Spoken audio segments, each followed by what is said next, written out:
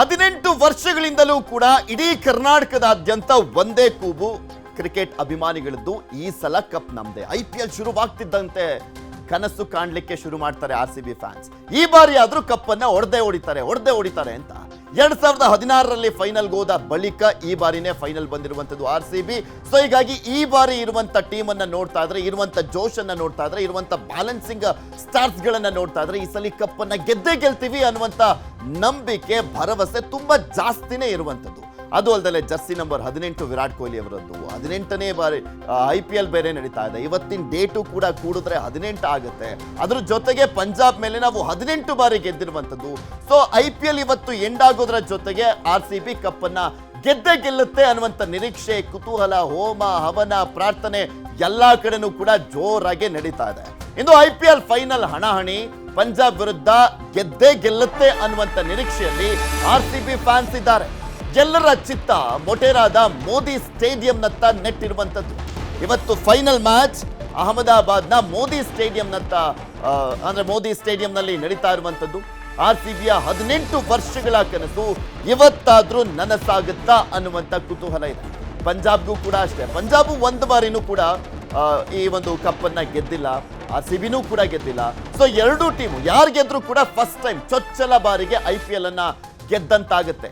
4ನೇ ಬಾರಿ ಫೈನಲ್ ಅನ್ನ ತಲುಪಿರುವಂತದ್ದು RCB. ಈ ಹಿಂದೆ 2009ರಲ್ಲಿ ಫೈನಲ್ಗೆ ಹೋಗಿತ್ತು, ಅದಾದ ನಂತರ 2011ರಲ್ಲಿ ಫೈನಲ್ಗೆ ಹೋಗಿತ್ತು, ಅದಾದ ನಂತರ 2016, ಅದನ್ನ ಬಿಟ್ಟರೆ ಈಗ 2025ರಲ್ಲಿ ಫೈನಲ್ ನಲ್ಲಿ ಆಡ್ತಾ ಇದೀವಿ. 9 ವರ್ಷಗಳ ಬಳಿಕ ಫ್ರಾಂಚೈಸಿ ಲೀಗ್ ನಲ್ಲಿ ಅತ್ಯಂತ ಜನಪ್ರಿಯ ತಂಡಗಳಲ್ಲಿ ಒಂದಾಗಿರುವಂತದ್ದು RCB. ಇದೆಲ್ಲದ್ರ ಬಗ್ಗೆ ಇನ್ನಷ್ಟು ಮಾಹಿತಿಯನ್ನ ಕೊಡ್ತಾ ಹೋಗ್ತಾರೆ ನಮ್ಮ ಪ್ರತಿನಿಧಿ ಆಶಿಕ್ ಮುಲ್ಕಿ. ನಮ್ಮ ಜೊತೆ ನೇರ ಸಂಪರ್ಕದಲ್ಲಿ ಜಾಯ್ನ್ ಆಗಿದ್ದಾರೆ. ಆಶಿಕ್, ಎಲ್ಲ ಕಡೆನೂ ಕೂಡ RCB ಗೆಲ್ಲಬೇಕು ಅನ್ನುವಂತ ನಿಟ್ಟಿನಲ್ಲಿ ಪ್ರತಿಯೊಬ್ಬ ಕ್ರಿಕೆಟ್ ಅಭಿಮಾನಿಗಳು ಕೂಡ ತುಂಬಾ ಕಾತುರ, ನಿರೀಕ್ಷೆ, ಕುತೂಹಲದಿಂದ ಕಾಯ್ತಾ ಇರುವಂತ ದಿನ ಇವತ್ತು. ಸೊ ಹೇಗಿದೆ ಜೋಶು, ಯಾವ್ಯಾವ ರೀತಿಯಾಗಿ ರೆಡಿ ಆಗಿದೆ ಬೆಂಗಳೂರು ಸೇರಿದಂತೆ ಕರ್ನಾಟಕದಾದ್ಯಂತ RCB ಫ್ಯಾನ್ಸ್ ರೆಡಿ ಆಗಿದ್ದಾರೆ ಅಂತ?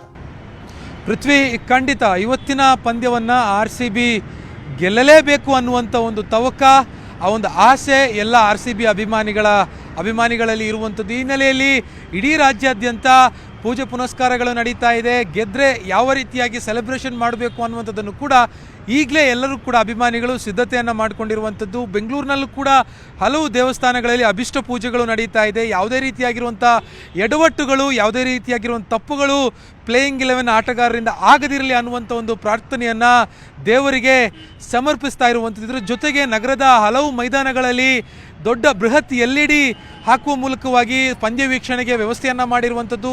ಬಾರ್ ಆ್ಯಂಡ್ ಪಬ್ಗಳಲ್ಲೂ ಕೂಡ ವ್ಯವಸ್ಥೆ ಈಗಾಗಲೇ ಮಾಡಿದೆ. ಕಳೆದ 2-3 ದಿನಗಳಿಂದ ಭಾಳ ಅದ್ಧೂರಿಯಾಗಿ ಟೇಬಲ್ ಬುಕ್ಕಿಂಗ್ ಕೂಡ ನಡೆದಿರುವಂಥದ್ದು.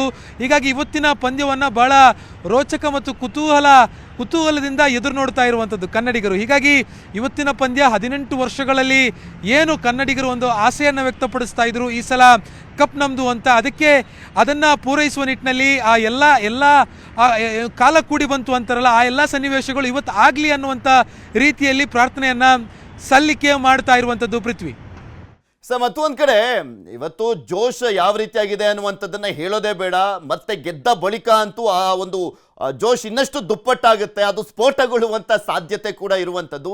ಸೊ ಇಲ್ಲಿ ಪೊಲೀಸರು ಕೂಡ ಕೆಲವೊಂದು ಸಿದ್ಧತೆಗಳನ್ನ ಕೂಡ ಮಾಡ್ಕೊಂಡಿದ್ದಾರಂತೆ. ಯಾವುದೇ ರೀತಿಯಾದಂಥ ಅಹಿತಕರ ಘಟನೆ ಆಗಬಾರ್ದು ಈ ಒಂದು ಜೋಶ್ನ ಸಂದರ್ಭದಲ್ಲಿ ಅಂತ, ಅದಕ್ಕೆ ಯಾವ ರೀತಿಯ ವ್ಯವಸ್ಥೆ ಮಾಡ್ಕೊಂಡಿದ್ದಾರೆ ಪೊಲೀಸರು. ಮತ್ತೊಂದು ಕಡೆ ಭರ್ಜರಿ ಬಿಸ್ನೆಸ್ ಅಂತ ಕಾಣಿಸುತ್ತೆ ಇಡೀ ಬೆಂಗಳೂರಿನಾದ್ಯಂತ ಇವತ್ತು.